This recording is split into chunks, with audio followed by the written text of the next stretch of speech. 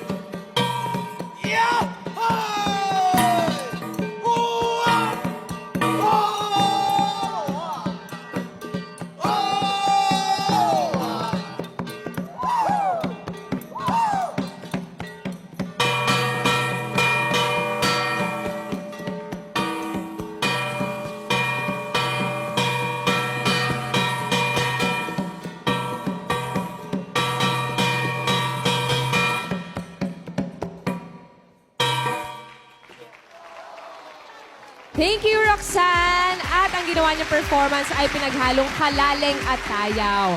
Ang kalaling ay traditional dance o courtship at ang tayaw dance ay sumisimbolo ng arranged marriage noon. At kasama ni Roxanne ang nanay niya mag-perform. Ay, nakakatuwa. Asan si Mami? Ayun si Mami. Hi, Mami. Kaway po kayo.